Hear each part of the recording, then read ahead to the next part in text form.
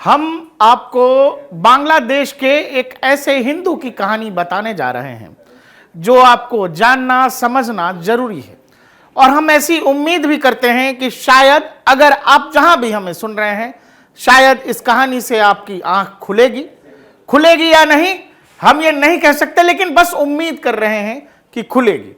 क्योंकि घटनाएं तो बहुत सारी हुई कि हमने कश्मीर में कश्मीरी पंडितों का भी होना देखा, हमने 1947 का विभाजन भी देखा, हमने पाकिस्तान में घटते खत्म होते हिंदू भी देखे, बांग्लादेश में जो हिंदुओं के साथ हो रहा है वो भी देखा। लेकिन हम ये भी जानते हैं कि हिंदुस्तान में जाति बड़ा जरूरी है और इसीलिए यहां के पॉलिटिकल क्लास को पता है आपके बारे में कि आप हिंदू होने से पहले यादव हैं, ब्राह्मण हैं, ठाकुर हैं, बनिया हैं, पासी हैं, मल्ला हैं, जाटव हैं, दलित हैं। और वो इन्हीं नामों पर आपको बांटते हैं क्योंकि उनको पता है कि जब आप हिंदू हो जाएंगे तो उनकी दाल नहीं गलेगी। जब तक आप जाति में बटे रहेंगे हिंदू का वोट बटता रहेगा, उनकी कहानी चलती रहेगी। हम आपसे कश्मीर, पाकिस्तान, बांग्लादेश क्यों कह रहे हैं? हम इसीलिए कह रहे हैं कि हमारी आपकी ही तरह एक और हिंदू जो वहां रह रहा है बांग्लादेश में, उसकी कहानी महज चंद घंटों में कैसे बदल गई। महज चंद घंटों में एक बांग्लादेशी महिला जो हिंदू थी वो अपने अड़ोस पड़ोस में रहने वाले दोस्तों, साथियों, अपने पड़ोसियों को लेकर जो उसका नजरिया था, अचानक से वो नजरिया क्यों बदल गया, आखिर उसके साथ ऐसा क्या हुआ। तो शायद आप समझ सकें कि कश्मीर में कश्मीरी पंडितों या पाकिस्तान में रहने वाले हिंदुओं या हमारे यहां के राजनेता हम में कौन सी कमजोरी ऐसी देख लेते हैं कि खुलेआम कोई हमसे हमारी जाति नेता चिल्लाकर पूछ लेता है, क्योंकि उसको पता है कि आप हिंदू होने से पहले शायद किसी जाति में हैं। और आपको बांटना, आपको अलग करना, आपके बारे में, आपके अंदर आपकी जाति को लेकर एक गौरव होने की अनुभूति देना यह ज्यादा आसान है, सिवाय इसके कि आप खुद को हिंदू माने। और यही कहानी बांग्लादेश में आर्या भौमिक के साथ हुई। एक आर्या भौमिक नाम की महिला, ये लेडी आपको फेसबुक पोस्ट दिख रहा है, बहुत खुश हैं और वो कह रही हैं कि the people of Bengal are free today. मतलब एक तरह से वो जो कथित छात्र क्रांति हुई उसमें आर्या भौमिक भी प्रॉपर सिपह सलार थी, बकायदा झंडा लेकर उस क्रांति में सड़कों पर थी, क्योंकि देश की क्रांति थी, हर वर्ग उसमें शामिल था, क्या बुजुर्ग, क्या छात्र, क्या महिलाएं, क्या बच्चे, सब सड़कों पर थे। उसमें आर्या भौमिक भी थी और वो लगातार सोशल मीडिया पर यह पोस्ट डालकर बता रही थी कि भाई जो कुछ लोकतंत्र को लेकर हो रहा है बांग्लादेश में, कोई बड़ी क्रांति हो रही है, जिसमें आर्या भौमिक शरीक थी। और आर्या लगातार अपडेट है। ये देखिए आर्या कितनी खुश है, क्योंकि आर्या ये मान करके चल रही है कि जो तानाशाही सरकार थी शेख हसीना की, चूंकि शेख हसीना ने इस्तीफा दे दिया, वो देश छोड़कर दूसरी जगह चली गई, तो आर्या ये मानकर चल रही है कि इससे एक बेहतर सरकार आएगी जो बुजुर्गों को लेकर, बच्चों को लेकर, देश को लेकर, देश के विकास को लेकर और सबको लेकर, सभी धर्मों को लेकर एक मत रखेगी, एक समझ रखेगी और देश और तेजी से आगे तरक्की की तरफ चलेगा।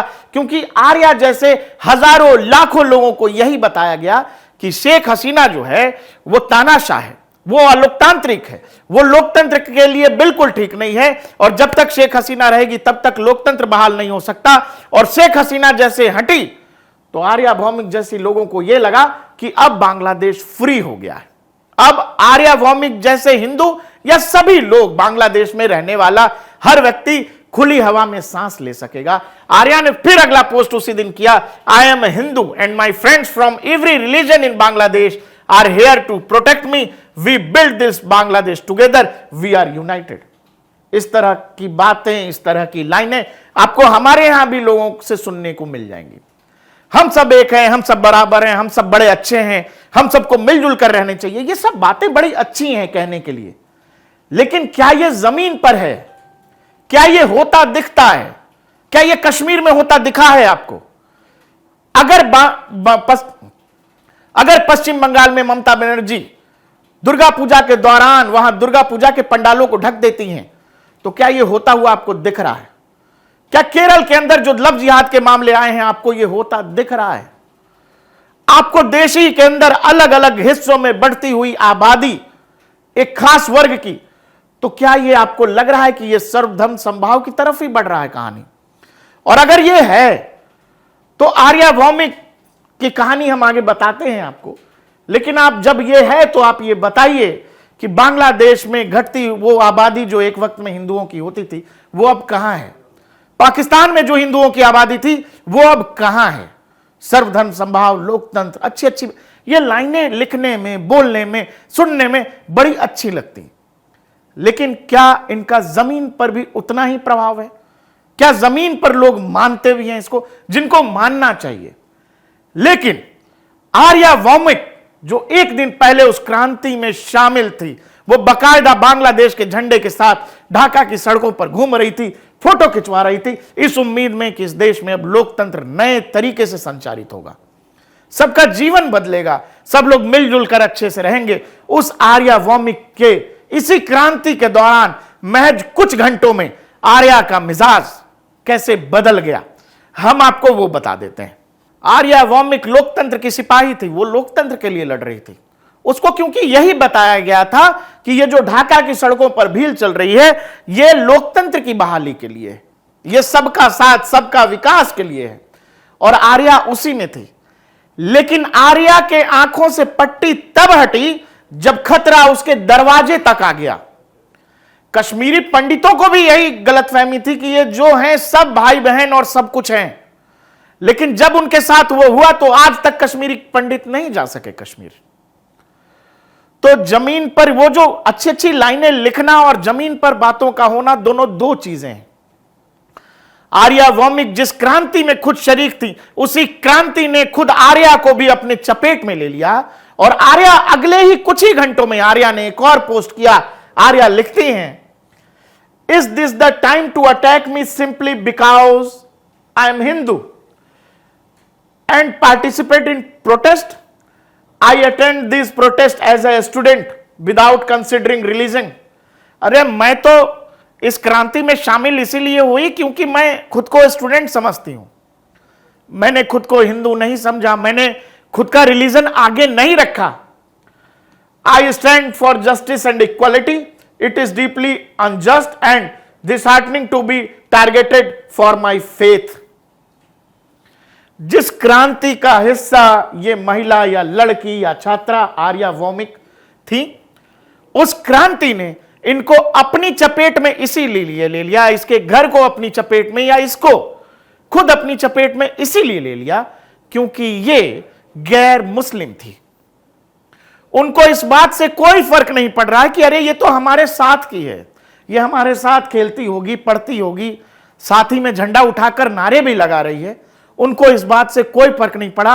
लेकिन आर्या भौमिक जैसे लोगों को तब तक यह अंदाजा नहीं होता जब तक यह सब उनके खुद के साथ हो नहीं जाता है। उनको इस तरह की किसी कहानी पर यकीन नहीं होता जो पाकिस्तान में वहां के हिंदुओं के साथ हुआ या दुनिया भर में मुस्लिम मुल्कों में वहां के जो अल्पसंख्यकों के साथ हो रहा है, उन पर यकीन नहीं होता जब तक वो सब वो खुद के साथ नहीं झेल लेते। आप चाहे जितनी कश्मीरी पंडितों की कहानी 90s में उस रात जो कुछ हुआ, जो नारे कश्मीर की सड़कों पर, श्रीनगर की सड़कों पर लगाए गए, आप चाहे जितनी बात उनको कह लीजिए, आर्या भौमिक जैसे लोग नहीं मानेंगे जब तक उनके साथ ये खुद ना हो जाए।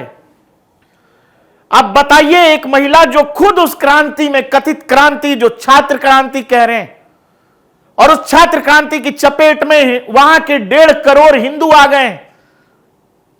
अगर ये शेख हसीना के खिलाफ था, उनकी सरकार के खिलाफ था, वहां लोकतंत्र बहाली के लिए था, और अगर ये कोई क्रांति थी तो वहां हिंदुओं के घर, दुकान, मंदिर क्यों जलाए जा रहे हैं? आखिर ये प्रॉपर एंटी इंडिया या फिर एंटी हिंदू में कैसे तब्दील हो गया? तो क्या ये वाकई कोई क्रांति थी या नहीं थी, या एक मौका मिल गया आपको अपने यहां जो आपके यहां अल्पसंख्यक है उनको खत्म करने का? आर्या भौमिक जैसे लोग ये सच न कभी समझेंगे न कभी समझ सकते, और मैं दावे से कह रहा हूं आर्या भौमिक के साथ जो कुछ हुआ ये इसके बाद भी नहीं समझेंगी कि असल समस्या है क्या, असल दिक्कत क्या है। आर्या भौमिक तुरंत जो क्रांति में शामिल थी, जब देश भर से इनके अपने देश में हिंदू मंदिरों, मठों, हिंदुओं के घरों, दुकानों, उनकी बिजनेसों को जब निशाना बनाया जाने लगा, तो आर्या भौमिक कुछ ही घंटों बाद ये सब शेयर कर रही हैं। एक और पोस्ट आर्या भौमिक का, is this the time to attack me simply because I am Hindu. ये कहानी। फिर आर्या का एक और पोस्ट है, किसी मंदिर को लेकर के है, it really happening out there my Hindu friends village end. कुछ नहीं हो सकता आपका। आप जिस कथित क्रांति में ये झंडा लिए फिर रही थी, आपको यह समझ होना चाहिए यह कभी कोई क्रांति थी ही नहीं। बांग्लादेश में कट्टर इस्लामियों का कब्जा हो गया है और वहां वही होगा जो पाकिस्तान में हो रहा है या होता चला आया है। अब वो सब कुछ होगा जो मुस्लिम राष्ट्रों में अल्पसंख्यकों के साथ होता है। शेख हसीना थी तो कट्टरपंथियों की गिरफ्तारी हो जाती थी। अब सारे कट्टरपंथी वहां छोड़े जा रहे हैं। जेल से 500 से ज्यादा खतरनाक आतंकियों के भागने की आशंका है, खबर है। तो आर्या भौमिक जैसे लोग हमारे यहां भी हैं। उनको आप चाहे जितनी आजादी की कहानी सुना लीजिए, कश्मीर दिखा लीजिए, अभी हमारे आंखों के सामने हो रहा है ये बांग्लादेश, वो नहीं मानेंगे। वो इस बात में खुश हैं कि हम ठाकुर हैं, हम यादव हैं, हम ब्राह्मण हैं, हम दलित हैं।